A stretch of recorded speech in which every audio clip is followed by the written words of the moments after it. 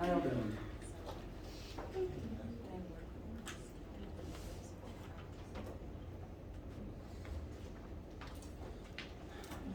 All right, today we are going to start covering the basics of one-dimensional motion. Before we get into that, does anyone have any questions before we get started?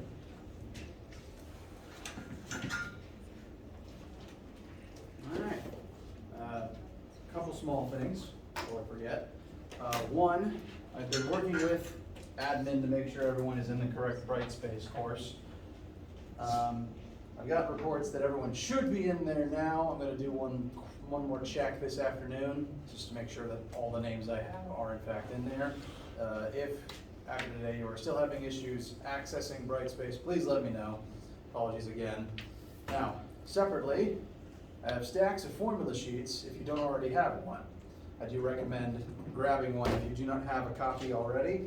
As we look at our first couple formulas today, I'm going to be pointing out where they are on the sheet and what functions they serve. So,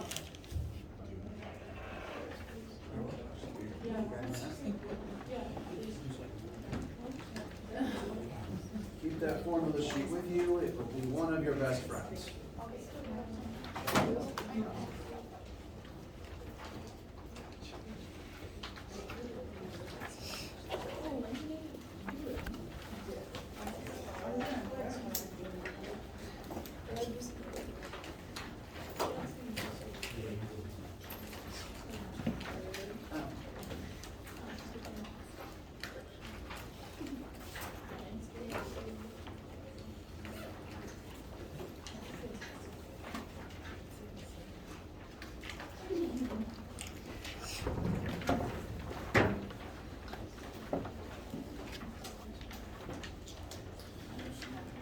As I said, the first thing we're going to be studying is one-dimensional motion so that we can eventually take that up to two-dimensional motion, and then week after next, we'll begin examining the forces that cause motion.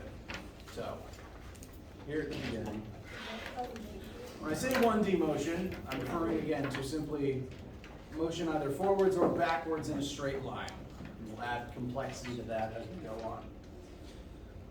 In physics, we need to be able to measure the universe around us so that we can draw conclusions based on the data that we obtain. In order to measure something, you need to know what variables you are measuring. All of the formulas that we use in this class, all the different letters in our formulas refer to different variables that we measure and discuss. And so these are our first three variables that we will be utilizing. Displacement refers to physical length between 2 points. We measure that in meters.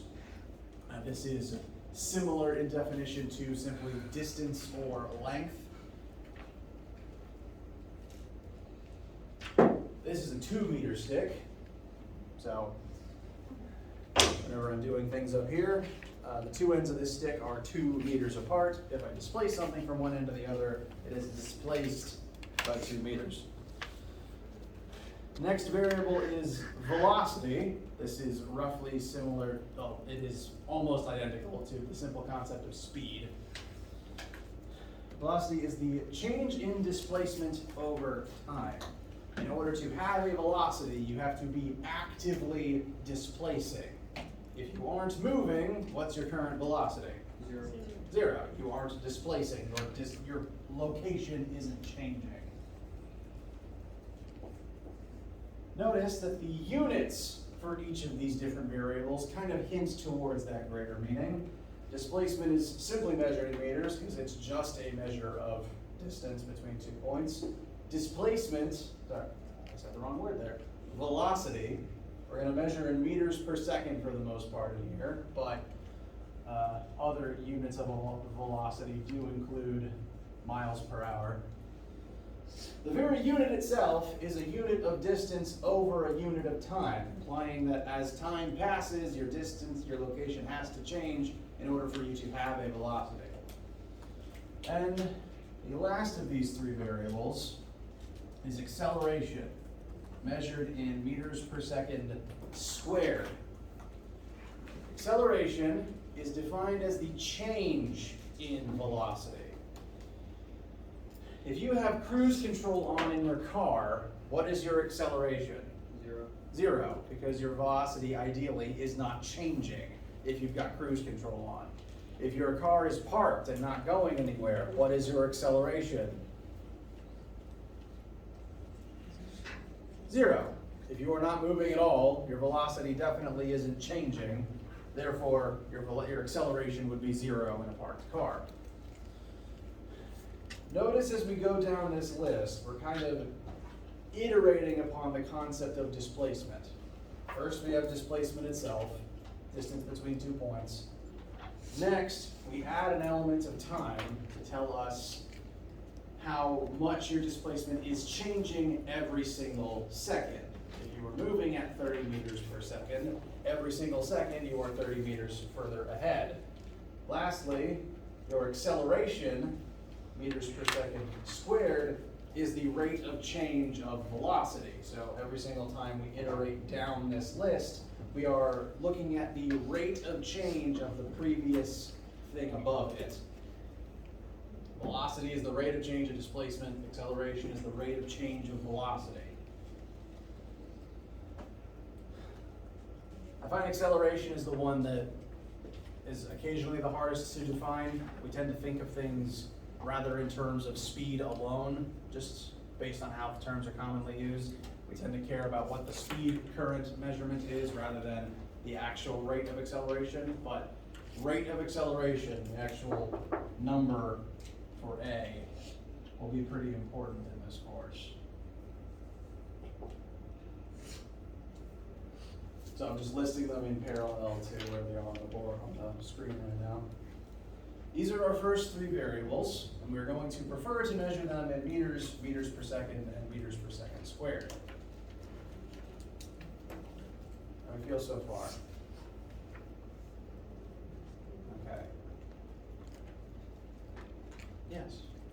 How do velocity and speed have the same exact, equation, but they're different? That is a great question, and I'm glad you asked. The difference between velocity and speed is that one is a vector and one is a scalar.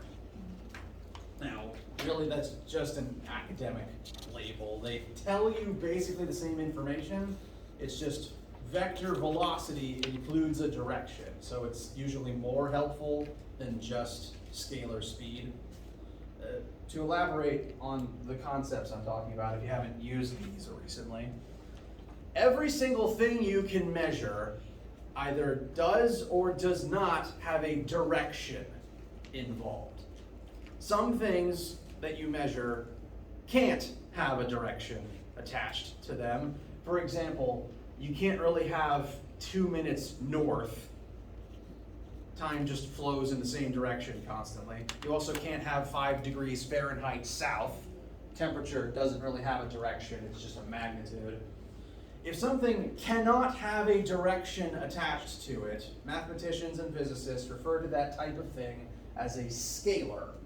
Scalar is just a fancy term for it. It's just a number.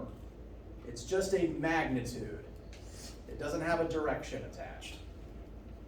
In physics, if something can have a direction attached, we prefer to try to have that direction, have that information if we can. And if we do have a direction, we call it a vector. Depending on your relationships with geometry, you may have dealt with vectors before. We like to represent them visually as arrows. They have directions, and so we can physically use an arrow to point in the direction that the vector is heading in. Some things, when you measure them, can have a direction attached to them. For example, if you're moving, if you're driving at 60 miles per hour, you have to be driving in a direction, even if you don't necessarily know which direction it is.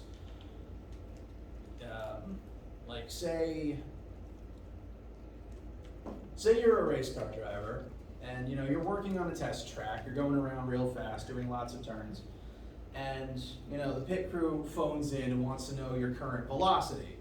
If you just tell them 100 miles per hour, that's speed. Speed is a scalar without a direction attached. And that's usually just what your car's speedometer tells you. It's just a number. And it doesn't really tell the pit crew what direction you're headed in, where you are on the track. It's just how fast you're currently going. But most cars these days have a little north compass somewhere on the rear view mirror. It tells you north, south, east, west, something like that. So if you add that onto the speed, if you call pit crew and say 100 miles per hour southeast, that's a vector. You've given them more information, and that more information is very useful in physics. So the difference between the vocab words speed and velocity is speed is scalar, meaning no direction. Velocity is a vector, meaning it does have a direction. If you know the direction, you know vector velocity. If you don't, we call that speed. I admit the difference is really just an academic label, but for that because vectors are more useful, we like vectors in here. If something can have a direction, we want to try to know it as often as possible, which is why we prefer vector velocity to scalar speed.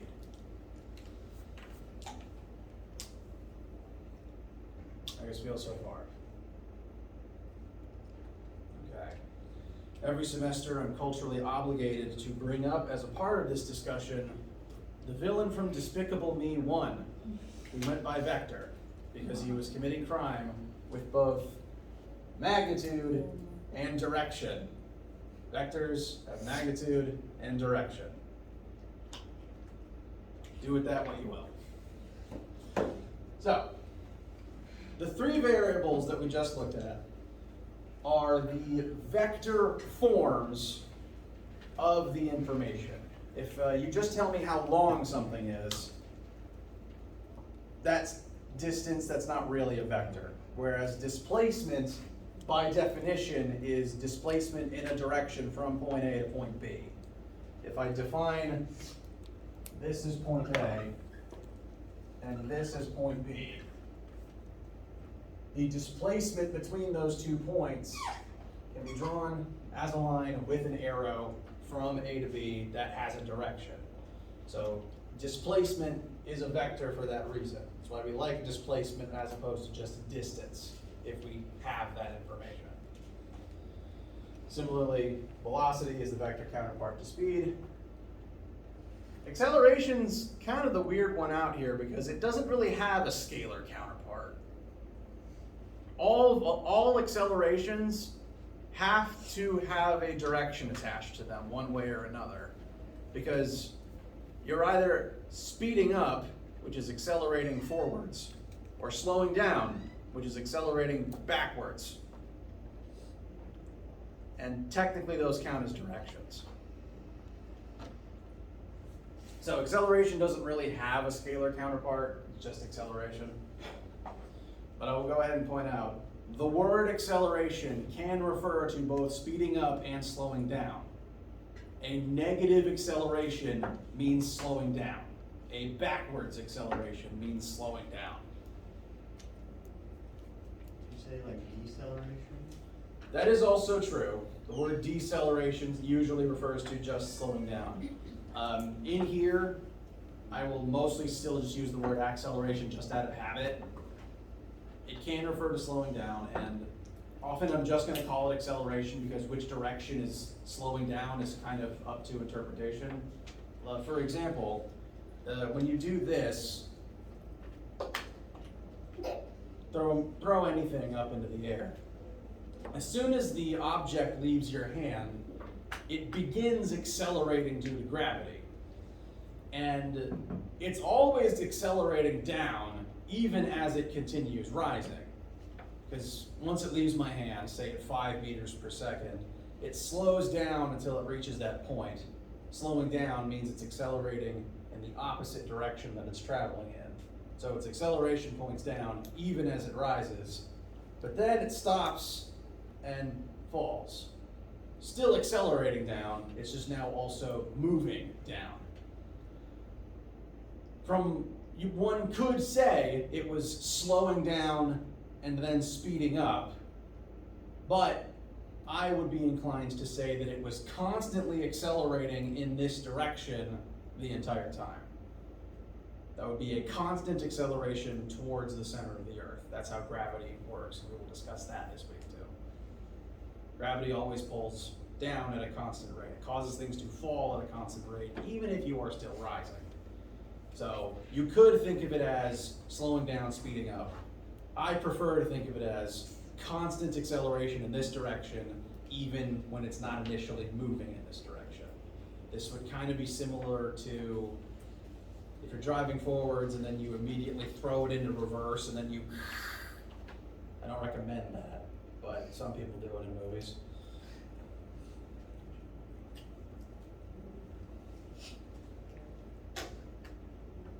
How does all this sound so far? I feel like I've been rambling for a minute. Okay.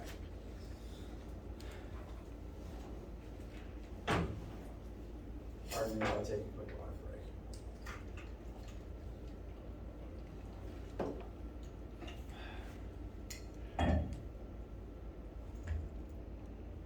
Okay. So, these are our first three variables. I'm actually going to add one more variable onto it. Because most of these refer to time in some way, shape, or form, just the passage of time in seconds. So technically we have 4 variables so far to use in our formulas. And since we have things that we can measure, we now need to look at how they're all related mathematically, because in physics we like to describe the universe in math. And so those were our first 4 variables. These are our first 4 equations that relate those 4 variables to each other. It's a bit of a tradition in this department, since this is the first 4 that we cover, to refer to this group as the Fantastic Four. It's the first 4 ones that we're covering, and we're going to be using them the entire semester, because all of these formulas refer to pretty much any concept of motion, just the motion itself, the magnitude of motion that we will be needing throughout the semester. We will constantly refer back to these, and so I will often refer to them by name. Fantastic Four equation number 1, 2, 3, 4. You don't have to call them that. You don't even have to remember them by that. But I've been doing this so long that I refer to them by that unintentionally. So I'm making you aware of it now. Your formula sheet also refers to this though. They are the first 4 things right here, listed in the linear motion box. And they're again next to a movie poster for the Fantastic Four, but you know, the bad movie.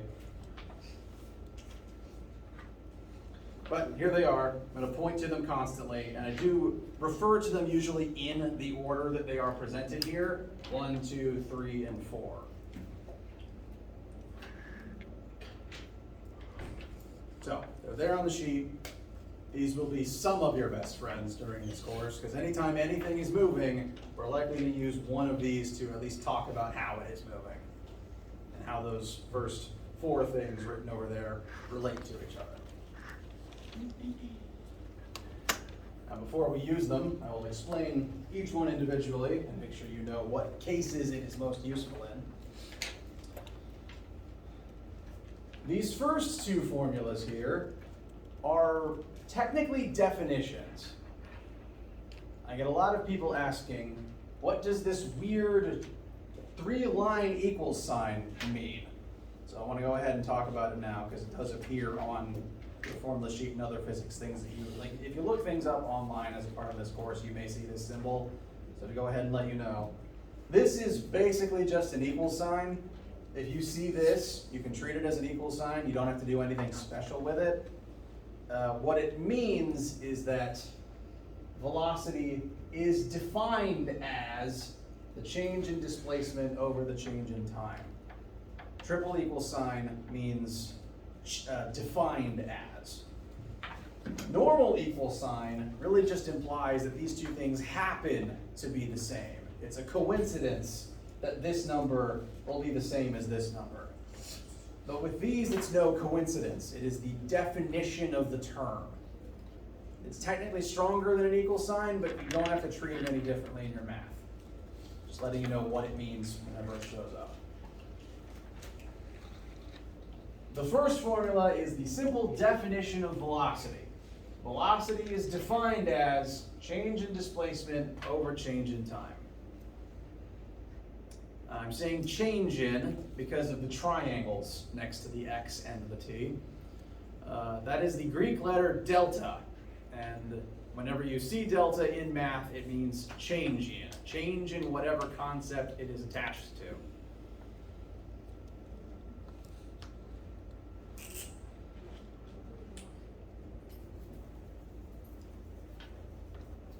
Kind of practice that real quick.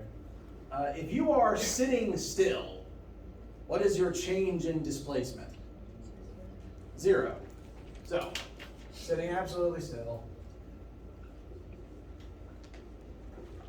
Your current position is 0.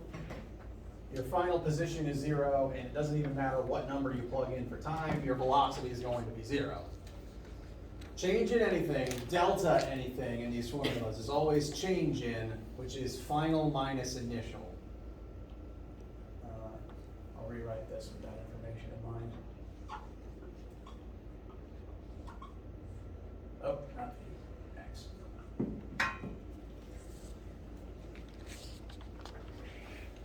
Anytime you see a delta, you can rewrite it as the final version of that concept compared to the initial condition of that concept. Again, if you're sitting still, your current position and your final position are the same. Therefore, you plug in the same number twice, they'd subtract to 0, and you aren't moving, you have no velocity. If, say, instead, I take my water bottle, and I've started here at the 1 meter point on this meter stick. That is its beginning point. And then over a, let's say, 5-second period, I move it from the 1 point over 5 seconds to the 2 meter point. Which point was the initial?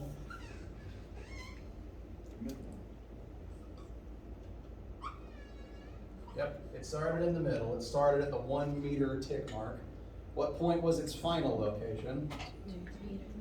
2 meters. And how long did it take? Very good.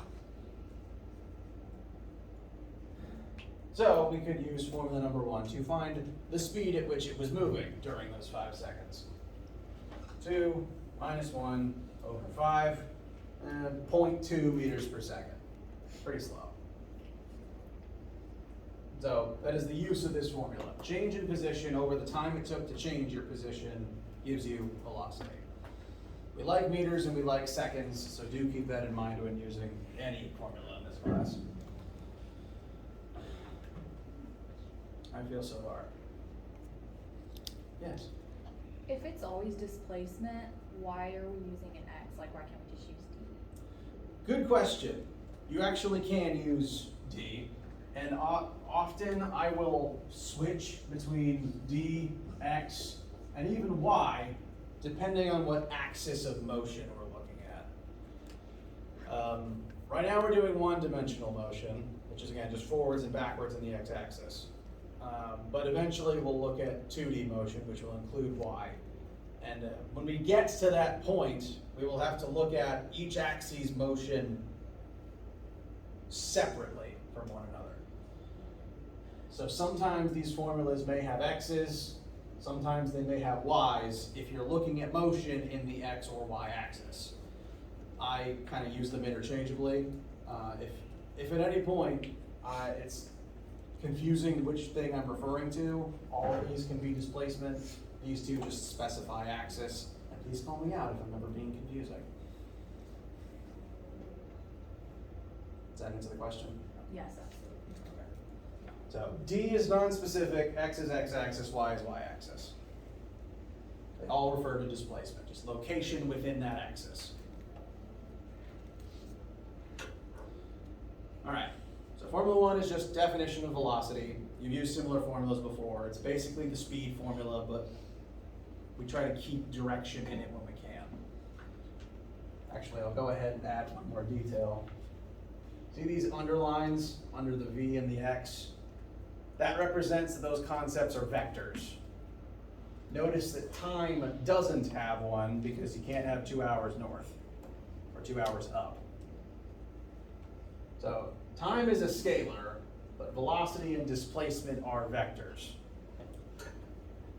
And since we include a vector here, like whatever the direction of your displacement is, velocity inherits that direction.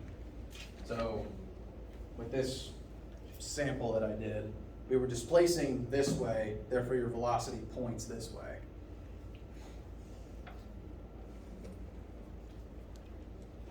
So the underline is vector, the triple equal sign is defined as, and the delta is change in. That sound good so far?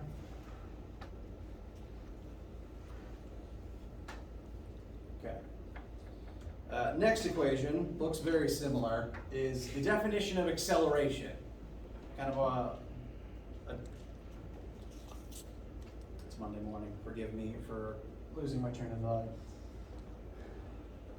This is the math version of this definition. The definition of acceleration is a measure of the rate of change of velocity. This formula is literally that definition turned into math. Acceleration is defined as the rate of change in velocity. Spend enough time in this class, you will learn to be able to look at a formula and read it out loud as a sentence, correlating all the variables to each other. Physicists use math as a language. I can look at a formula and I can describe in words the relationship between all the things in that formula. Likewise, I can take a definition and turn it into a formula.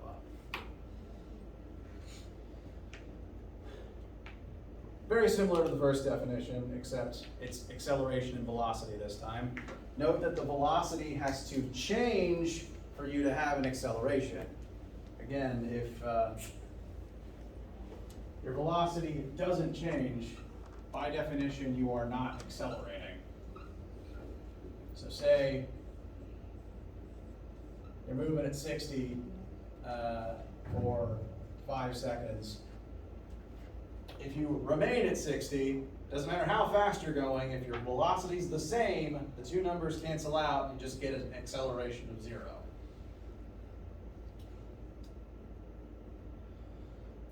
Now, if your speed does change, say you take 5 seconds to speed up from 60 to 80, then you will have a positive acceleration. For those 5 seconds, you are getting faster for as long as you are pressing the gas harder.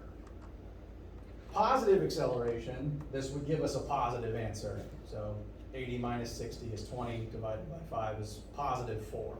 That implies gaining speed in the same direction that you're moving in.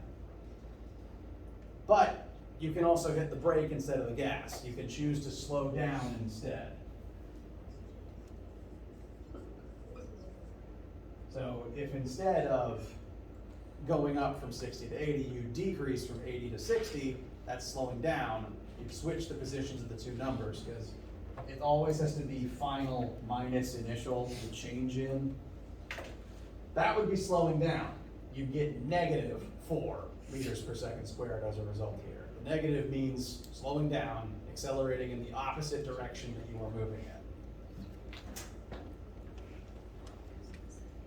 So, if you're sitting still or moving at constant velocity, acceleration is 0. You would have a positive acceleration when speeding up and a negative when slowing down or turning around. How's this one sound? Okay.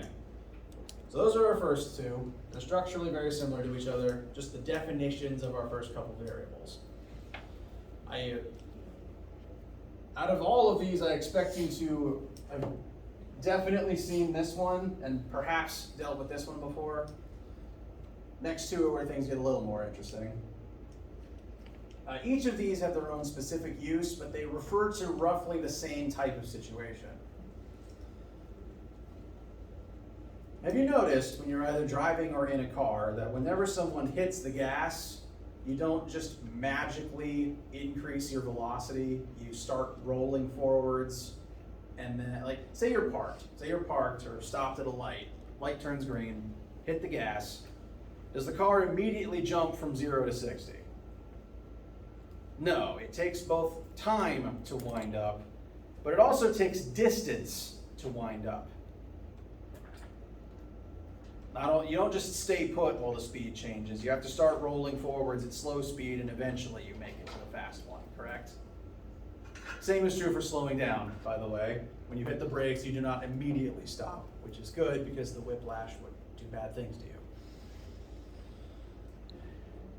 These two formulas discuss the relationship between acceleration and displacement. These two formulas tell us that when you're accelerating for some amount of time, you will be moving while that happens. You will be displacing while the acceleration takes place.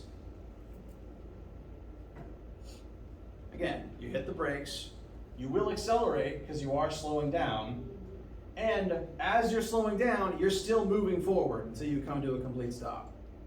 So delta x refers to how far you move while the acceleration happens. This is something the other two formulas don't quite do, because the acceleration formula doesn't actually have an x in it. This formula can't tell you how far forward you move while hitting the brakes. And that's why this one exists separately as a unique formula. They exist for different reasons.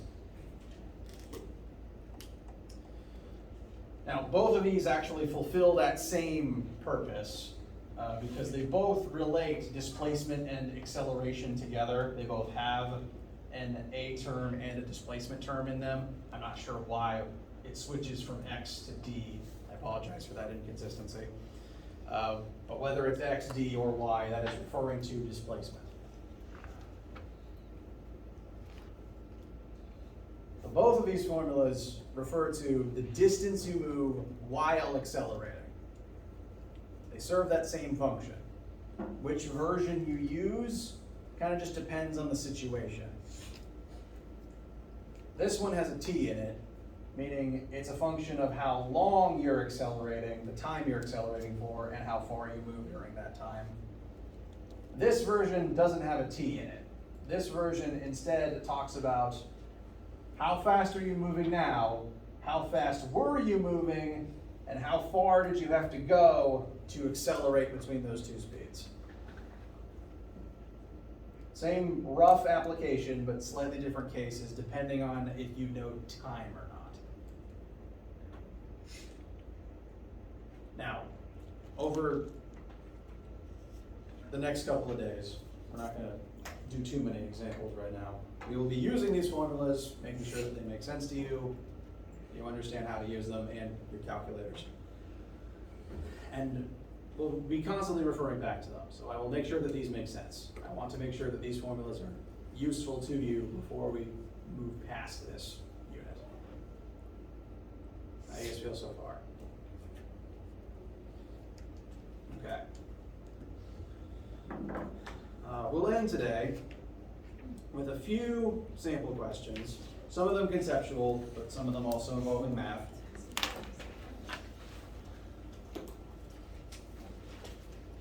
Hold on. I left it in Imperial. I'm going to switch to metric real quick.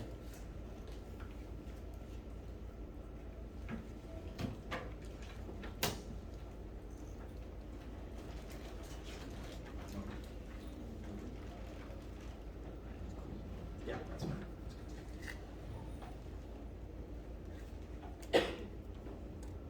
All right, we'll do these ones real quick to close out the day. Let's say that you drive at a constant 55 meters per second for 23 minutes. How far will you travel in that amount of time? Whenever I'm doing sample questions, I like to write out the variables I'm given with a label so that I have it written down and so that I don't mix things up in my head. We're being told we're driving at a constant velocity of 55 meters per second for a time of 23 minutes.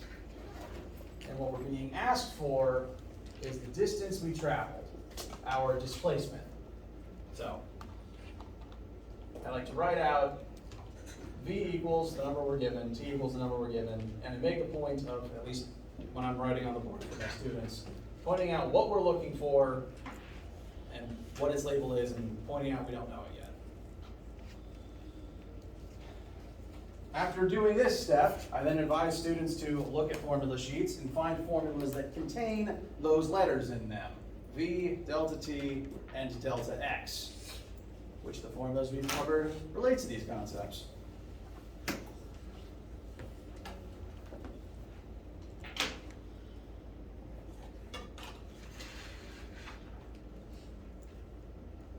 velocity equals change in displacement over change in time. Very good. I like writing these out so that the letters are there. It makes it a little bit more visually apparent which formulas we might want to use. We've only got a few formulas so far, but there's only one that has all of these things in it in their current forms. That would be the first one. Yep.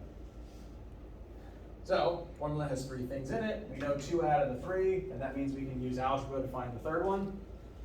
So, our velocity is 55 meters per second, constant for the entire time. What we want is delta x, and then we just plug in 23 minutes, right? No.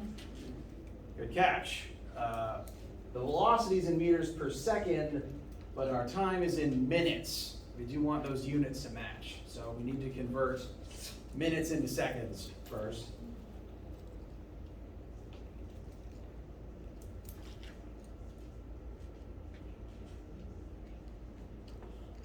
Just to show my conversion style again. 23 minutes, 1 minute is 60 seconds.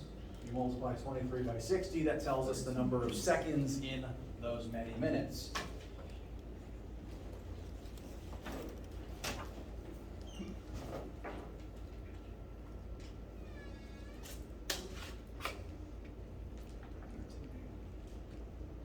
Yes, thank you.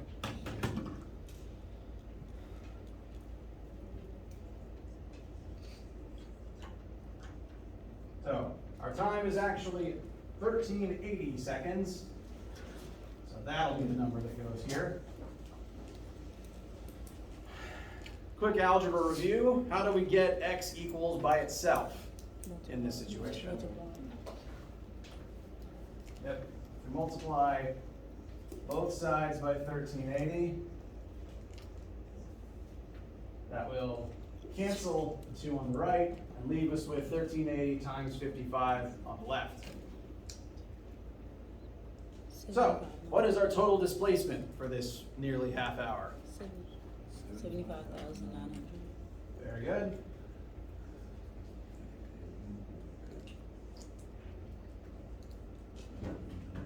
Which is 75 kilometers, which is at least a mile. So this car is booking it.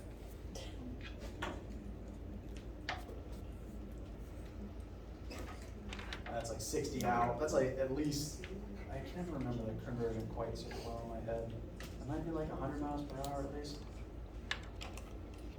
No, 2. Never mind. I'm gonna stop embarrassing myself.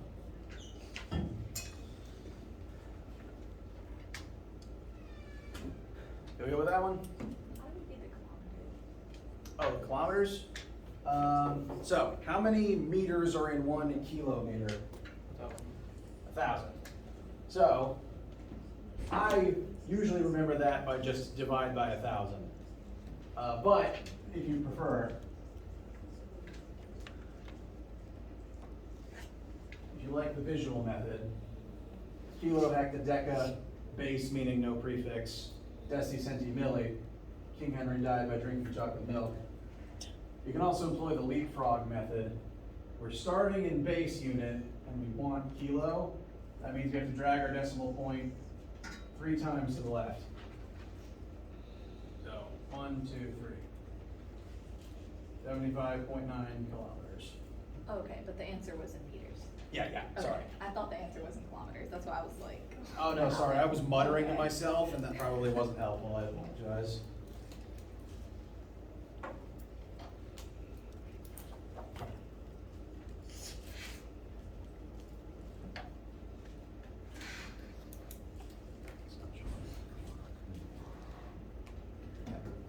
We'll go with the first one?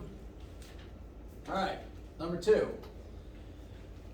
A car can speed up from 0 meters per second to 30 meters per second in 4 seconds. What is this car's acceleration?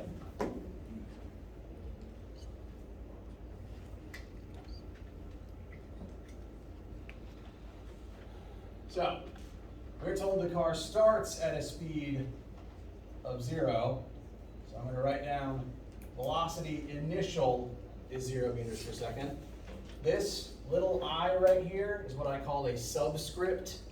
It's not really V with the I next to it, as if you were typing on a keyboard. It's V with a little bitty I attached underneath it. A subscript is kind of the opposite of a superscript, like squared.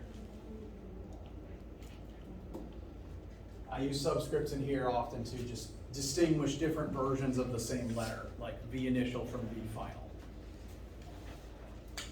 So our initial speed is 0. The car starts at rest, and after 4 seconds, we hit a speed of 30 meters per second for our final. So I is initial, F is final. Time elapsed to 4 seconds, and what we want to know is acceleration.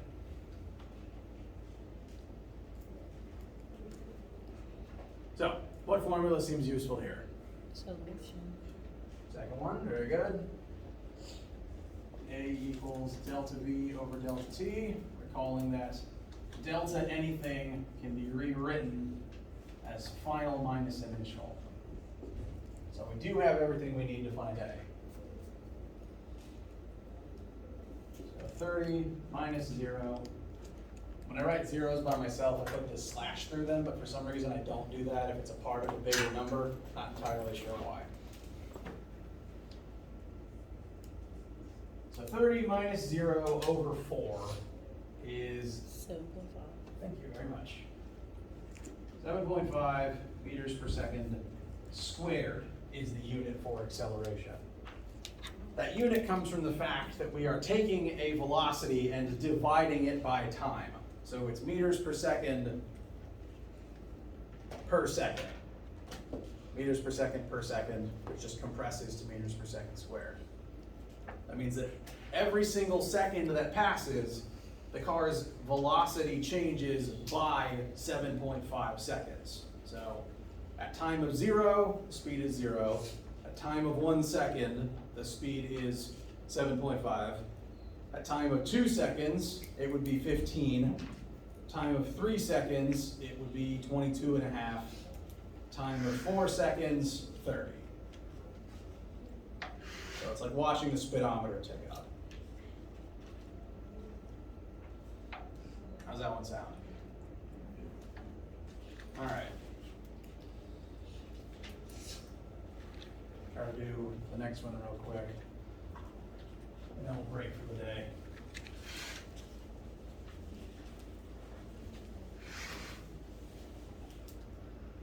How far does the car in the above example travel as it speeds up?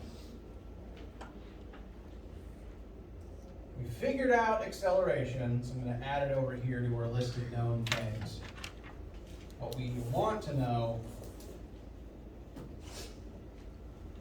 is how far it travels during that period of time. Again, when you hit the gas and speed up from rest, it not only takes time to hit your desired speed, you are moving while that happens. You are moving forward as you speed up. We want to know how far forward we move in this case. So, looking at that list of variables on the side there, what formulas might come in handy here? The distance. Third one, very good. Third one says our displacement will be equal to our initial velocity times time plus 1/2 times a times t squared. We want delta x, we do know initial velocity and time and acceleration. So absolutely valid formula choice. Yep, I need to go ahead and address that. Formula sheet often writes zeros instead of i's for initials. A lot of publications do that. I stands for initial. The 0 stands for not N-A-G-H-T, which is a synonym for 0 in a lot of British English-speaking countries. So whether it's a subscript 0 or a subscript I, it is referring to initial condition. I apologize for the inconsistency. I learned physics from a South African guy, so he used British English, and as a result, it's all just mixed together in my head.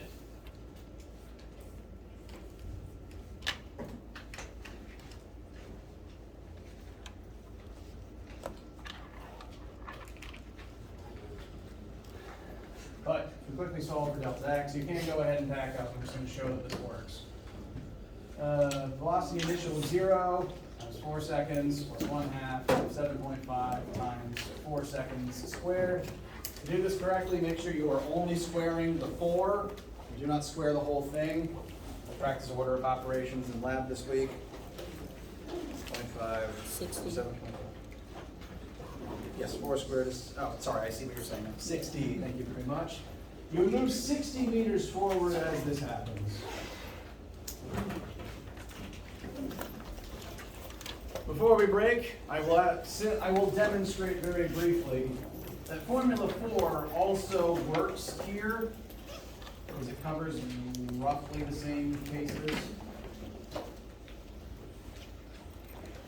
In this particular case, we need final speed, no initial speed, no acceleration, and we want delta x. So in this particular case, the fourth formula would also work. Feel okay for so far, I hope? All right. As the week goes on, we will continue practicing this, and eventually start talking about things like 2D motion and gravity.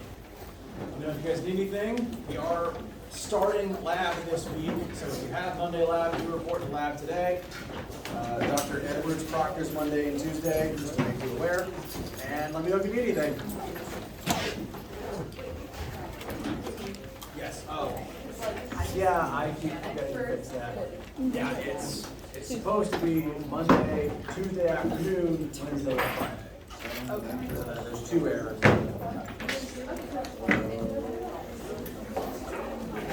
It is not. Monday afternoons in person. And okay. It's okay. I'll just turn my camera off and I can vote. Is there anything you need? Sorry.